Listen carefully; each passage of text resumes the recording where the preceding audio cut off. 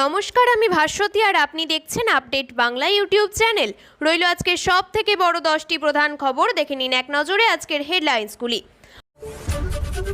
অন্য রাজ্যে থিতু বাংলার পরিযায়ী শ্রমিকদের এসআইআরে কি ব্যবস্থা, বিশেষ পরিকল্পনা কমিশনের। বিদ্যাসাগরের মূর্তি ভাঙায় শাহর বিরুদ্ধে থানায় পুজোর উদ্বোধনের মঞ্চে স্বরাষ্ট্রমন্ত্রীর পাশে সেই ব্যক্তিই।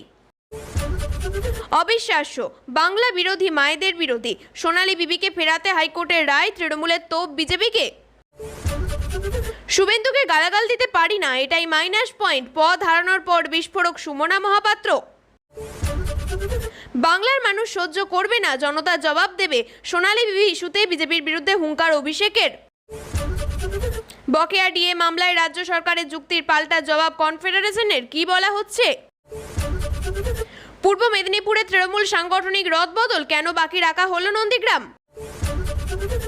মমতার লক্ষ্মীর ভাণ্ডারকে টেক্কা মোদির, মহিলা রোজগার যোজনায় 75 লক্ষ মহিলা পাবেন 10,000 টাকা। পুজোর পরেই 13,421 চাকরি হবে প্রাথমিকে, জারি হল শিক্ষক নিয়োগ বিজ্ঞপ্তি। হাওড়ায় শ্বশুর শাশুড়ির খুনে দোষী সাব্যস্ত জামাইকে যাবজ্জীবন সাজা শোনালো আদালত। প্রিয় দর্শক, আপনাদের একটা লাইক আর একটা কমেন্ট আমাদের জন্য অনেকটা অনুপ্রেরণা দেয়, তাই প্রতিদিনের নির্ভরযোগ্য বাছাই করা খবর পেতে আমাদের আপডেট বাংলা চ্যানেলটিকে সাবস্ক্রাইব করুন। আর প্রধান খবরগুলি জানতে ভিডিওটি শেষ পর্যন্ত দেখুন, কারণ প্রতিটা মুহূর্তে রয়েছে গুরুত্বপূর্ণ খবর। ভোটার তালিকার বিশেষ নিবিড় সংশোধন সমীক্ষা বা এসআইআরে বাংলার পরিযায়ী শ্রমিক সহ কর্মসূত্রে ভিন রাজ্যে বসবাসকারী বাঙালিদের জন্য বিশেষ ব্যবস্থা রাখার কথা ভাবছে নির্বাচন কমিশন। কমিশন সূত্রে খবর, পরিযায়ী শ্রমিক বাংলা থেকে কর্মসূত্রে অন্য রাজ্যে থিতু হওয়া বাসিন্দাদের জন্য এনুমারেশন ফর্মে একটি আলাদা অংশ থাকবে। সংশ্লিষ্ট পরিযায়ী বা প্রবাসী যে শুধুমাত্র বাংলার ভোটার এবং অন্য রাজ্যে ভোটার তালিকায় তার নাম নেই, তা লিখিতভাবে ঘোষণা করে স্বাক্ষর করতে হবে ওই অংশে। কোনো ব্যক্তি যাতে দুই জায়গায় ভোট না দিতে পারেন তা নিশ্চিত করতেই এমন ভাবনা কমিশনের একটি সূত্র জানাচ্ছে, বাড়ি বাড়ি ফর্ম পৌঁছে দেওয়ার পাশাপাশি অনলাইনেও ফর্ম পূরণের সুযোগ থাকবে। পরিযায়ী শ্রমিক এবং ভিন রাজ্যে থিতু হওয়া বাংলার ভোটারদের কাছ থেকে আলাদা কোনো অতিরিক্ত নথি না চাওয়ার পথে হাঁটতে চাইছে কমিশন। 2002 সালে ভোটার তালিকায় নিজের মা বাবার নাম থাকলে শুধু সেই এপিক নম্বর এবং পার্ট নাম্বার দিলেই হবে। তবে বাবা মায়ের নাম থাকলেও নিজের নাম না থাকলে 12টি নির্ধারিত নথির যে কোনো একটি জমা দিতে হবে। এদিকে শুক্রবার রাজ্যের মুখ্য নির্বাচনী আধিকারিক মনোজ আগরওয়ালের সঙ্গে দেখা করে বিজেপির এক প্রতিনিধি দল। অভিযোগ জানায়, বারবার জানানো সত্ত্বেও বিভিন্ন জেলায় স্থায়ী সরকারি কর্মীর পরিবর্তে তৃণমূল কংগ্রেসের সক্রিয় কর্মীদের বিএলও পদে নিয়োগ করা হচ্ছে। এই বিষয়ে 1898টি বিএলও পদে স্থায়ী সরকারি কর্মী নিয়োগের দাবি করেছে বিজেপি। শুক্রবার সন্তোষ মিত্র স্কোয়ারে দুর্গাপুজোর উদ্বোধন মঞ্চে অমিত শাহের চারপাশে দেখা গেল রাজ্যের বিজেপি নেতাদের। সেই ভিড়ে এমনই একজন ছিলেন যিনি 2019-এর 14ই মে বিদ্যাসাগরের মূর্তি ভাঙার ঘটনার প্ররোচনার দায়ে শাহের বিরুদ্ধেই আমসার স্ট্রিট থানায় অভিযোগ করেছিলেন। কেন্দ্রীয় স্বরাষ্ট্রমন্ত্রীর মঞ্চে বিজেপি নেতাদের উপস্থিতি নিয়ে সাংবাদিকদের প্রশ্নের উত্তরে এমনই চাঞ্চল্যকর তথ্য দিলেন তৃণমূল কংগ্রেসের রাজ্য সম্পাদক তথা মুখপাত্র কুণাল ঘোষ। তৃণমূল ভবনের সাংবাদিক বৈঠকে তার কটাক্ষ, অমিত শাহ আজ যে মঞ্চ থেকে পুজো উদ্বোধন করলেন সেটাও তো ভঙ্গুর, ওখানে আদি বিজেপি কোথায়, সবই তো তৎকাল বিজেপির। কিছুদিন আগে এদের অধিকাংশই তৃণমূল কংগ্রেস করতেন, এখন নানান কারণে কয়েকদিন বিজেপি করছেন। কুণাল সেই ব্যক্তির নাম করেননি, তবে এমন বিস্ফোরক তথ্য সামনে আসার সঙ্গে সঙ্গে রাজ্য বিজেপির অভ্যন্তরে তুমুল আলোচনা শুরু হয়ে গিয়েছে। শাহের বিরুদ্ধে এফআইআর করা ওই নেতাকে কোন মঞ্চে কেন জায়গা দেওয়া হলো, সরাসরি তৎকাল বিজেপি নেতাদের বিরুদ্ধে এই প্রশ্ন তুলেছেন আদি বিজেপি নেতারা। যদিও ওই নেতাকে মঞ্চে নিয়ে বসানোর উদ্যোক্তাদের সবার মুখে কুলুপ।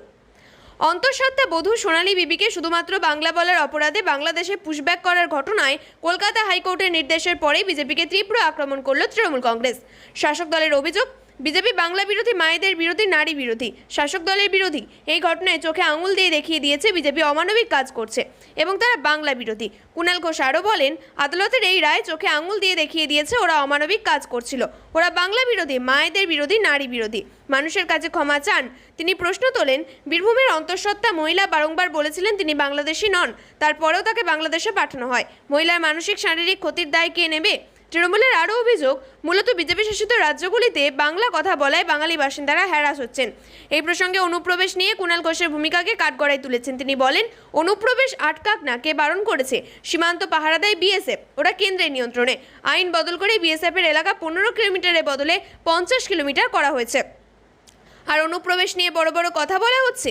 উল্লেখ্য গত 18 জুন বীরভূমের মুরারাইয়ের পাইকর গ্রামের বাসিন্দা সোনালী বিবিকে পরিবার সহ দিল্লির রোহিণী জেলা পুলিশ বাংলাদেশি সন্দেহে আটক করে এবং পরবর্তীতে তাদের বিএসএফ এর হাতে তুলে দেয়।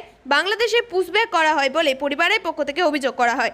এরপরে আদালতে মামলা করা হয় এবং সেই মামলার শুনানিতে কলকাতা হাইকোর্টের বিচারপতি তপব্রত চক্রবর্তী ডিভিশনের বেঞ্চ 4 সপ্তাহের মধ্যে সোনালী বিবিকে বাংলাদেশ থেকে ফিরিয়ে আনার নির্দেশ দিয়েছে। এই নির্দেশ আসার পরই তৃণমূলের পক্ষ থেকে এই কড়া প্রতিক্রিয়া এলো। তৃণমূল কংগ্রেসের তমলুক সাংগঠনিক জেলায় ব্লক কমিটি রদবদলের পর নিজেদের ক্ষোভের কথা প্রকাশ্যে আনলেন প্রাক্তন মন্ত্রী সৌমেন মহাপাত্রের স্ত্রী সুমনা মহাপাত্র। পাঁশকুড়া সহ তৃণমূল কংগ্রেসের সদ্য প্রাক্তন সভানেত্রী সুমনা শুক্রবার সাংবাদিক বৈঠক করে দলের একাংশের বিরুদ্ধে রীতিমতো বিস্ফোরক মন্তব্য করেছেন। সুমনা মহাপাত্র মনে করেন বিরোধী দলনেতা শুভেন্দু অধিকারীকে বা অন্য বিরোধীকে প্রকাশ্যে নোংরা কথা বলতে না পারাই দলের কাছে মাইনাস পয়েন্ট হয়ে দাঁড়িয়েছে।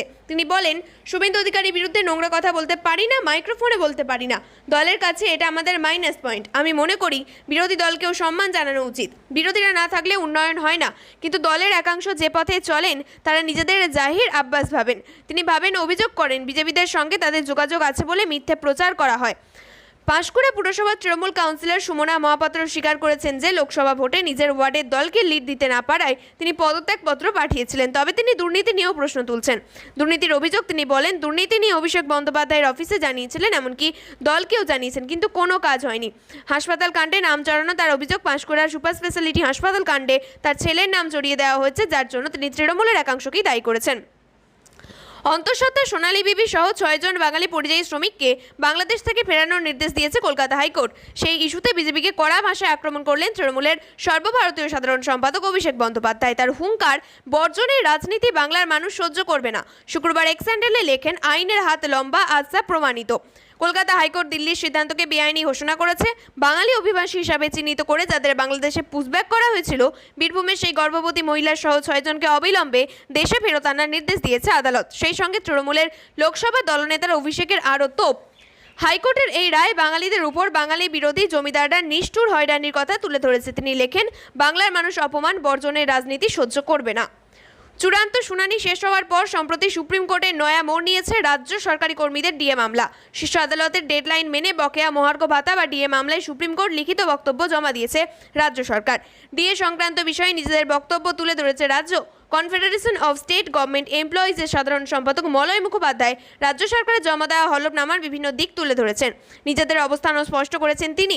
রাজ্য সরকার হলফনামায় প্রশ্ন তুলেছে, 2008 সাল থেকে মহার্ঘ ভাতা প্রদান করা সত্ত্বেও 2016 সালে কর্মীরা মামলা করলেন কেন? পাল্টা কনফেডারেশনের যুক্তি, পূর্বতন বাম সরকারের আমলে ডিএ বঞ্চনা থাকলেও তা তুলনায় সহনীয় ছিল। বর্তমান সরকারের আমলে বঞ্চনার পরিমাণ অনেক গুণ বেড়ে যাওয়ায় তারা বাধ্য হয়ে আদালতে দ্বারস্থ হন। মলয়বাবু ব্যাখ্যা করেন, 1 এপ্রিল 2008 সালে রাজ্যের সরকারি কর্মীরা 2% ডিএ পেতেন। সেই সময় কেন্দ্রীয় সরকার এবং দিল্লি, চেন্নাইয়ের কর্মীদের ডিএর পরিমাণ ছিল 12%। 1 এপ্রিল 2010-এ এর আগে বাম সরকার শেষ পর্যায়ে রাজ্য ও কেন্দ্রের মহার্ঘ ভাতা 35% সম্মান হয়েছিল। পূর্ব মেদিনীপুরে তৃণমূল কংগ্রেসের জেলা এবং ব্লক স্তরে সাংগঠনিক রদবদল শেষ হয়েছে। জেলার নতুন সহসভাপতি, সাধারণ সম্পাদক এবং সম্পাদকদের নাম ঘোষণা করা হয়েছিল। পাশাপাশি যুব, মহিলা এবং শ্রমিক শাখার জেলা ও ব্লক পদাধিকারীদের তালিকাও প্রকাশিত হয়েছে। কিন্তু এই তালিকায় দুটি গুরুত্বপূর্ণ ব্লক নন্দীগ্রাম 1 এবং নন্দীগ্রাম 2 বাকি রাখা হয়েছে। জানা যাচ্ছে এই দুটি ব্লকের পদাধিকারীদের নাম এখনও চূড়ান্ত করা হয়নি। সূত্রের খবর, নন্দীগ্রাম নিয়ে বিশেষ গুরুত্ব দিচ্ছেন তৃণমূলের সর্বভারতীয় সাধারণ সম্পাদক অভিষেক বন্দ্যোপাধ্যায়। দলের রাজ্য সভাপতি সুব্রত বক্সিকে সঙ্গে নিয়ে তিনি ইতিমধ্যেই তমলুকে স্থানীয় নেতাদের সঙ্গে বৈঠক করেছেন এবং নন্দীগ্রামের দুটি ব্লকের সিদ্ধান্ত সম্পূর্ণভাবে অভিষেকের হাতে ছেড়ে দেওয়া হয়েছে। প্রসঙ্গত, যে মাসে জেলা সভাপতি পদে অসিত বন্দ্যোপাধ্যায়ের স্থলে সুজিত কুমার রায় এবং জেলা চেয়ারম্যান পদে চিত্ত মাইতির স্থলে দীপেন্দ্র নারায়ণ রায়কে নিয়োগ করা হয়েছিল, এবার মূল জেলা কমিটির পাশাপাশি ব্লক এবং শহরের সভাপতি এবং সহসভাপতি পদগুলি সাজানো হয়েছে। তবে নন্দীগ্রামের 2 ব্লকের ক্ষেত্রে পদাধিকারী চূড়ান্ত করতে পুজোর পরে পৃথক বৈঠক অনুষ্ঠিত হবে বলে জানা গিয়েছে। প্রধানমন্ত্রী নরেন্দ্র মোদী শুক্রবার ভিডিও কনফারেন্সের মাধ্যমে বিহারের জন্য মুখ্যমন্ত্রী মহিলা রোজগার যোজনা চালু করেছিলেন। ৭৫ লক্ষ টাকা মহিলার ব্যাংক অ্যাকাউন্টে দেওয়া হলো 10,000 টাকা। তিনি বিহারের মহিলাদের জন্য শুক্রবার চালু করেন মহিলা রোজগার যোজনা। এই প্রকল্পের মাধ্যমে রাজ্যের মহিলাদের সরাসরি 10,000 টাকা করে দেওয়া হবে। উপকৃত হচ্ছেন রাজ্যের প্রায় 75 লক্ষ মহিলা। প্রধানমন্ত্রী নরেন্দ্র মোদী শুক্রবার ভিডিও কনফারেন্সের মাধ্যমে বিহারের জন্য মুখ্যমন্ত্রী মহিলা রোজগার যোজনা চালু করেছেন। এই কার্যক্রম চলাকালীন প্রধানমন্ত্রী বিহার জুড়ে 75 লক্ষ মহিলার ব্যাংক অ্যাকাউন্টে সরাসরি 10,000 টাকা করে মোট 75,000 টাকা পাঠিয়েছেন।